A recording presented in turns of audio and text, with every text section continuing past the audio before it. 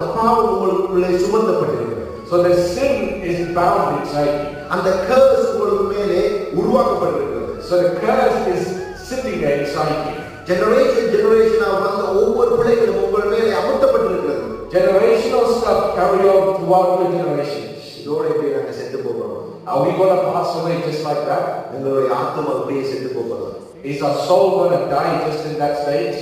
இங்கதான் ஒவ்வொரு ஸ்டெப்பை நீங்க எடுத்து வைக்கும் பொழுது ஆண்டவர் அங்கிருந்து இயேசுவை So every step that you take ahead to get close with God, the blood of Jesus will start speaking for you. அந்த இரத்தத்தால் இருக்கிற பாதங்களும் உங்களுடைய அழுக்குகளும் சாபங்களும் ஒவ்வொரு வகையான பிள்ளைகளும் கழுவப்பட்டு ஆண்டவருக்கு கிட்ட நாம போறதுக்கான அந்த தகுதியை அந்த புரோட்டோகால் ஆண்டவர். The blood of Jesus will start washing away every time you step close to God, everything that is in your life to get close to God. அப்படிப்பட்ட நாமே